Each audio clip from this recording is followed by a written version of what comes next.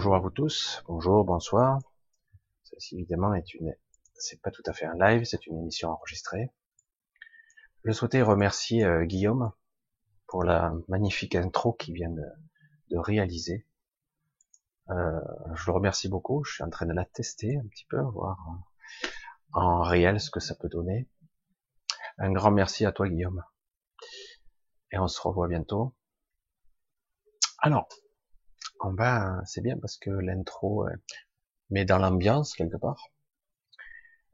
Je voulais un petit peu faire une petite aparté concernant un petit peu la vidéo de samedi, les questions et les commentaires de certains, essayer de donner une certaine forme de précision, si cela pouvait être possible, en restant humble, parce que je pressens évidemment que le principe va bien au-delà de mes perceptions et de ma compréhension, pour rester modeste franchement, et que mes perceptions et mes visions ne sont pas forcément complètes, ce sera probablement une interprétation de ce que je peux voir ou interpréter, car je ressens intimement la puissance, la complexité d'une chose qui est quelque part extraordinaire, qui défie l'entendement. Alors on va parler un petit peu d'une corrélation, parce qu'il y a une sorte de doute sous-jacent, un doute, quelque chose de justifié qui a tendance à amalgamer ou prêter à confusion entre la matrice et la fameuse sphère de Dyson dans laquelle pourrait être enfermée la Terre, d'après ma vision. D'accord? Alors, on va juste faire un petit récap. Sphère de Dyson, donc Freeman Dyson, mathématicien, physicien, théoricien, etc. Il a développé pas mal de techniques. Il fait partie de ces génies inspirés du XXe siècle. Lui-même baignant dans, c'est ce qui est intéressant s'est aussi inspiré de certains romans de science-fiction qui sont quand même relativement anciens. Parce que lui aussi a eu sa propre enfance et une influence, il est très jeune, il a été influencé par des romans de science-fiction, des histoires, et c'est lui qui a mis plus en évidence le concept, la théorie d'une sphère de Dyson, donc la sphère qui enfermerait un soleil, je vais vous lire, avant de revenir, je vais vous lire ce que dit Wikipédia. C'est assez intéressant parce que Wikipédia, bon, c'est pas forcément la certitude absolue, mais en tout cas, c'est intéressant. Les mots prononcés, le sens qu'ils veulent y mettre, et après, nous verrons ensemble où s'arrête la portée de ces mots. Alors, je l'ai sous les yeux, la sphère de Dyson, voilà ce qu'ils mettent. Méga structure, méga c'est le moins qu'on puisse dire, puisque la taille est incommensurable, puisqu'elle est capable d'englober un soleil dans l'absolu, et probablement même peut-être un mini système solaire ou un système solaire en partiel, ou simplement une planète et son soleil, son satellite éventuellement. Mais cela fait quand même, vous imaginez bien que selon les tailles standards, selon les tailles qu'on peut énumérer dans l'univers, s'il y a un soleil et une planète en son orbite, une planète dite vivable, vous imaginez un petit peu la taille de la sphère. C'est un petit peu considérable. Mais le but premier d'une sphère de Dyson était d'emprisonner quelque part un soleil. Au départ, c'était ça l'idée, le concept. Le but étant, je voulais dire ça, je vais y revenir, parce que c'est intéressant, ça va un petit peu trop vite. Allez, je vais vous lire la définition. Alors, ils disent que la sphère de Dyson est une mégastructure hypothétique décrite en 1960 par le physicien mathématicien Freeman Dyson dans un court article publié en revue Science et intitulé Cherche fort artificial stellar source, etc. Recherche des sources stellaires, artificielles et rayonnement infrarouge. Bon, c'est une revue, donc il publie ça. Évidemment, c'est complètement, pour un scientifique, improuvable et improbable, vu la technologie de l'époque. Et visiblement, c'est quelque chose qui est extrait de l'imagination et de romans de science-fiction. C'est dingue que un scientifique puisse émettre des théories de ce genre-là, mais bon, il se laisse pas démonter et donc il diffuse. Donc cette structure d'astro-ingénierie consiste en une sphère de matière artificielle et creuse. Donc située autour d'une étoile et conçue pour capturer presque toute l'énergie émise. Je m'arrête un petit peu là. Presque toute l'énergie émise pour une utilisation industrielle, parce que il ne faut pas oublier que ceci, ça a été émis en 1960, donc on était dans le post-ère atomique, donc on parlait d'énergie, on parlait de l'ère industrielle à l'époque. Dyson nommait également la structure la biosphère artificielle, une biosphère. Alors, c'est intéressant parce que je ne vais pas tout vous lire, mais on parle de capturer, d'enfermer un soleil dans le but de capturer, j'ai vu un peu plus loin, ça c'était assez hallucinant, sa lumière, son rayonnement. Le spectre de lumière, comme vous le savez, cela commence où et cela se finit où? Du visible, de l'invisible, de l'infrarouge, micro-ondes, infrarouge, rayon gamma, je sais pas, ultraviolet, on peut aller loin dans les ondes. La lumière, qu'est-ce que c'est en fait? Et c'est intéressant parce que une sphère capable de capturer la lumière. Et c'est de ça qui est intéressant parce que, alors évidemment, nous sommes dans un concept de l'époque 1960 après les épopées de Roswell de 1947, je crois, si je me souviens bien, pas mal de visions. Il commençait à y avoir des revues de science-fiction, des revues UFO, ovni, etc. Et du coup, on parlait de mégastructures qui seraient évidemment engendrées par des civilisations extrêmement avancées. Vous imaginez bien que une structure de cette taille-là, très difficile à construire, déjà dans l'espace, et en plus qui serait solide et capable d'emmagasiner l'énergie ou de la stocker ou de la drainer, en tout cas de plus la perdre, comme c'est le cas. Imaginons un feu que vous avez fait en pleine forêt, et que quelque part vous créerez une sorte de champ autour de ce feu, le but étant de capturer sa lumière, son énergie, et en l'occurrence pour le feu, sa chaleur. Donc comment stocker, emmagasiner cette énergie, la transformer et la récupérer.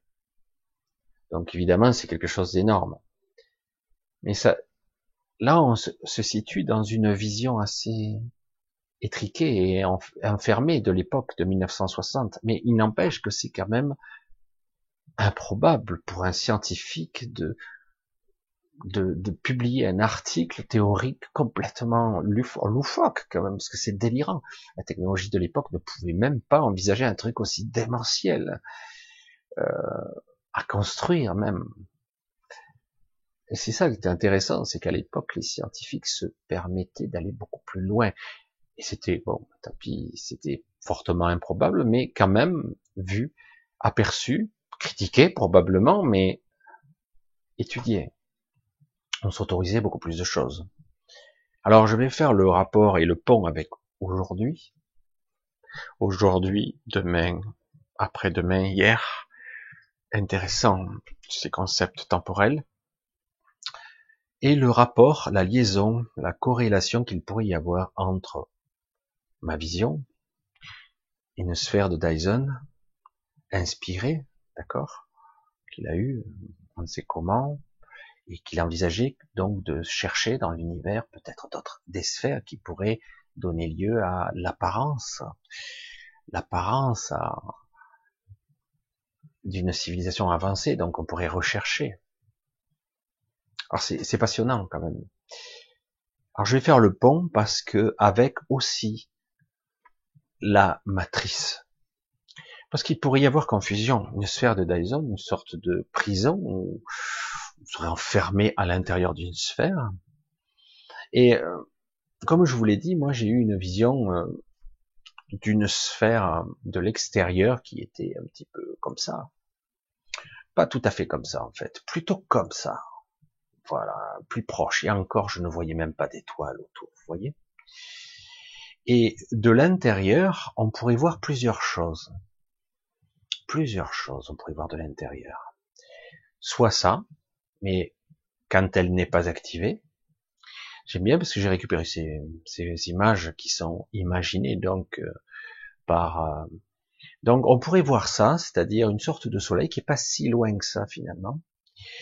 Mais dans mon esprit, il y en a deux, un qui serait beaucoup plus naturel et un autre qui serait beaucoup plus artificiel, bien que je commence à douter que peut-être les deux soient artificiels, mais je pense que et que la Terre ne soit pas tout à fait comme elle est là représentée, hein, je vous l'ai expliqué. Mais bon, c'est pour donner une ordre d'explication, d'essayer de visualiser. Donc nous sommes à l'intérieur de la sphère, là, vous pouvez le constater, et ce serait sa structure vue de l'intérieur, non activée, et le but de cette sphère est multiple. Je parle d'une sphère qui existerait aujourd'hui, qui serait autour de nous, et qui, avec malgré toutes ces structures qu'on voit, ces dessins, en réalité, pourrait s'alimenter, capturer donc de l'énergie. Son but ce serait de capter et de drainer l'énergie qui se trouverait sur la Terre. Si les soleils ne sont pas de la taille prévue, ils ne sont pas aussi gros, donc quel est l'intérêt? Et surtout s'ils sont en partie, en tout cas pour l'un d'eux artificiel, comment pourrait-on faire pour que cette méga structure soit, j'allais dire, rentable? C'est vrai que ça rabat le niveau et le concept à un niveau économique ou à un niveau rentable. Parce que le but est de tirer avantage d'une méga structure comme ça. D'accord? C'est là où je veux en venir. Parce que même à l'époque, il disait, le but étant d'une sphère de Dyson, de capturer la lumière, donc l'énergie, et d'essayer d'en capter le plus possible pour la magasiner, la stocker, pour ne plus avoir de pertes pour une civilisation avancée qui a de gros besoins énergétiques. Et là, dans ce qui pourrait être notre monde, avec un petit soleil et un autre plus petit encore artificiel, qui alimenterait juste la partie Terre, qu'est-ce qu'il y aurait à récupérer comme énergie? Depuis quelque temps, on voit émerger ici et là, quelle que soit la philosophie ou la spiritualité, l'émergence de ce que l'on peut nommer des êtres de lumière. Et certains disent même que beaucoup d'entre nous, nous sommes des êtres de lumière, densifiés, incarnés. Mais nous l'avons oublié, en fait, notre partie divine, tout a été conçu pour que nous soyons fragmentés dans divers espaces-temps, et puis avec un mental très structuré, conditionné, etc. Donc du coup, nous serions comme des êtres de lumière, reliés à une source beaucoup plus puissante, et donc certains peut-être auraient tout intérêt, d'une manière ou d'une autre, à nous vampiriser cette énergie-là, cette lumière-là. Et du coup, quel est le rapport avec la matrice et la sphère de Dyson? Imaginez donc cette civilisation ou ces entités qui auraient décidé de se lier entre elles par toutes sortes de pactes. Imaginez qu'elles aient accès à des technologies extraordinaires qui défient l'entendement, si on parle de civilisation, les premiers êtres évolués de l'univers. Donc elles ont été capables de quelque part de créer une sphère de Dyson multidimensionnelle, donc une matrice et à la fois une sphère qui ne serait pas forcément matière telle qu'on le conçoit, tridimensionnelle, tritanium, 3 mètres d'épaisseur avec des portes pour entrer et sortir, un truc gigantesque. Non, un truc beaucoup plus élaboré, complexe et qui défie l'entendement pour nous, humains. Une structure basée sur quelque chose dont j'ignore l'origine, qui ne serait plus que de la matière et qui serait auto-alimentée par nous. En fait, c'est nous la source du fonctionnement de cette sphère, de cette matrice peut-être, et probablement de façon à imbriquer tout un système d'ouverture et même de choses plus grandes encore. Et comme je vous l'ai peut-être pas dit, parce que je m'aperçois que des fois je parle, je digresse et j'oublie, lorsqu'on rentre à l'intérieur, je vous l'ai dit, de l'extérieur, on peut voir un truc comme ça. D'accord? Et encore plus sombre que ça. Donc vraiment isolé. Donc c'est isolé. On est coupé du reste de la galaxie. Et en plus, cette structure n'est pas tout à fait matière. Elle est faite d'une matière, énergie, que sais-je. Et lorsqu'on rentre à l'intérieur, on ne verrait pas ça. Ça, c'est seulement lorsqu'elle n'est pas activée.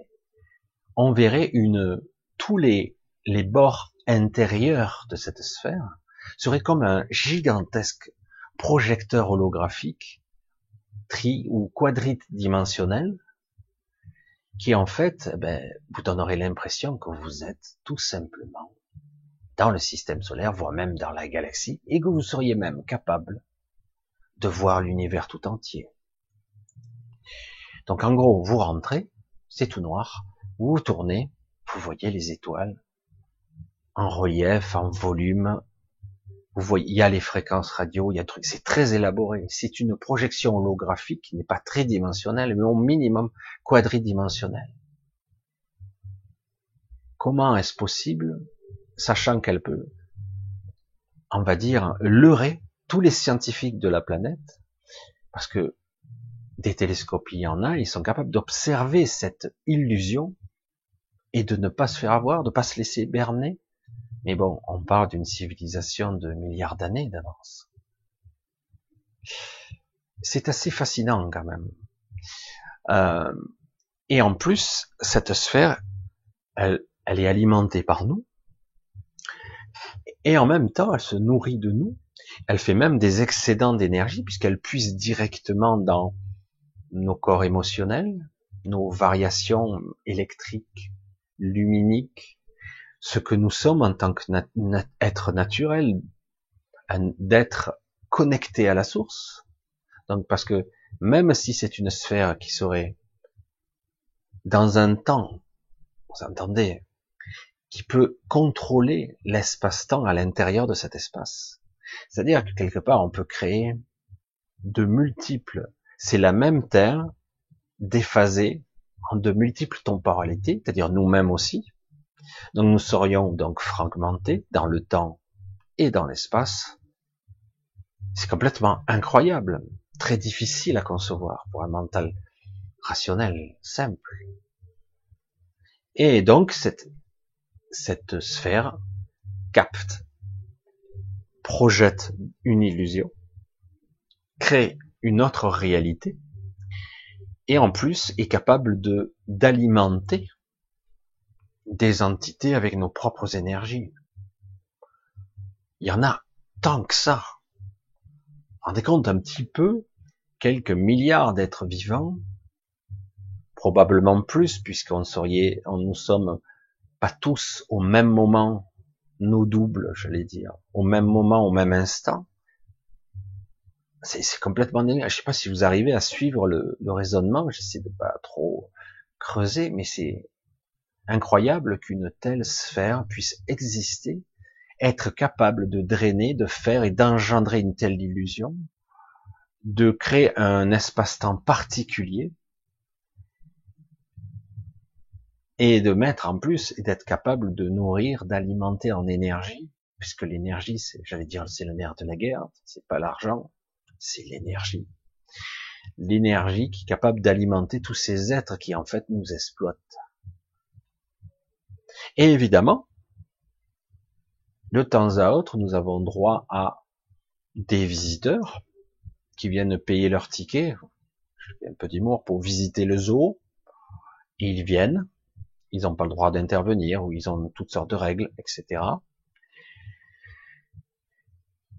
Et donc ils viennent et ils repartent.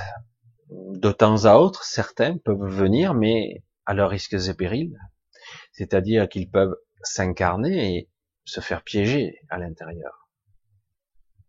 Alors ça, c'est probablement une partie visible de la matrice.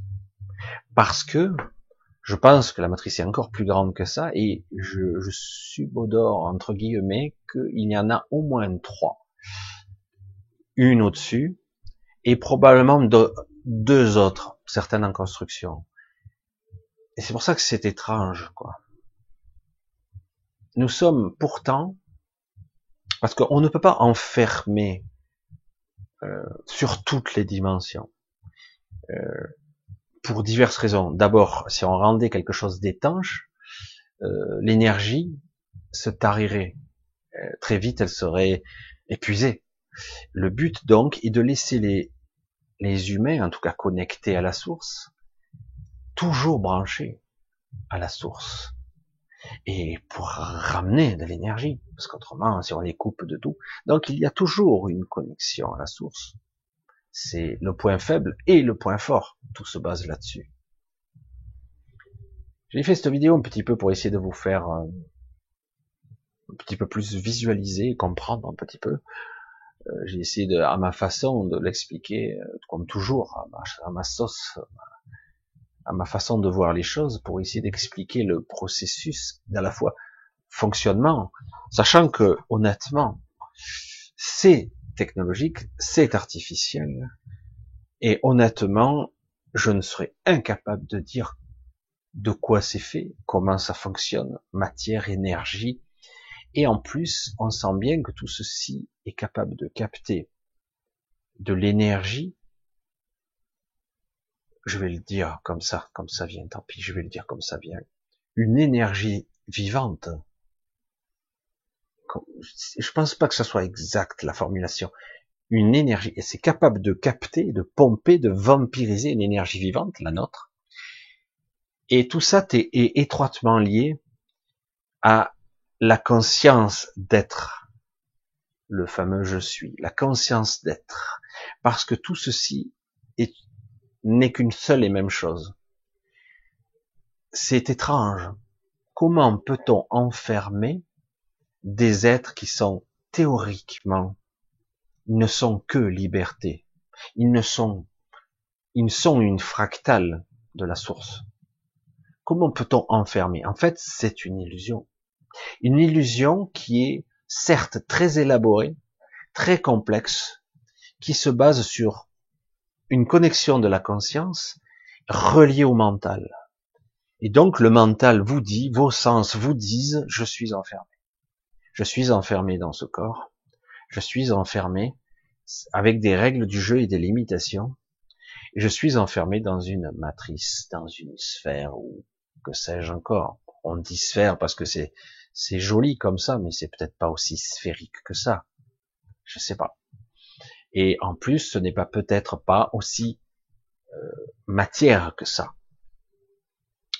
Donc tout est lié, et au-delà de tout ça, c'est une sorte une prison pour notre esprit, mais c'est faux de le dire comme ça. C'est juste pour faire comprendre l'idée, parce que notre esprit n'est pas là. Si nous avons toujours cette connexion à la source, qui est cette source? De façon intriquée, cette source, au-delà, c'est d'abord nous. C'est notre esprit, c'est notre soi supérieur. Et au-delà, encore plus haut. La source elle-même et peut-être probablement plus de choses encore intriquées. J'espère que j'ai pas été trop flou dans les explications, parce qu'évidemment, Ça ne s'appuie pas sur des faits, ça s'appuie sur des intuitions, des visions, et avec une tentative peut-être un petit peu limitée d'expliquer l'inexplicable, l'incommensurable. De la même façon que probablement dans les années 60, Freeman Dyson a essayé d'expliquer une vision d'inspiration en s'appuyant sur ce qu'il avait vu dans des romans de science-fiction, que ça le percutait, ça le faisait vibrer, donc il a été inspiré, il a perçu une information qu'il trouvait pertinente et juste. Et de la même façon, il a essayé de le transcrire avec les concepts et l'imagerie, l'intelligence des années 60, c'est-à-dire l'ère industrielle, la mécanisation, etc. Aujourd'hui, on a franchi bien des étapes dans notre vision d'être. Nous sommes toujours dans la mécanisation, mais nous sommes aussi dans le cadre du virtuel. Internet en est la preuve de la manifestation de la relation et de l'interaction qu'il pourrait y avoir entre observation et objet observé, conscience et inconscience, et ce que nous sommes fondamentalement, des êtres connectés qui commençons pour certains à s'éveiller et à prendre vraiment à s'apercevoir que cette connexion est beaucoup plus puissante qu'on le croit, mais qu'on a oublié qu'elle était là. Voilà, c'est ce genre de choses, je l'ai un petit peu préparé, mais très peu, c'est rare que je prépare. J'ai juste légèrement préparé pour les images pour essayer d'illustrer.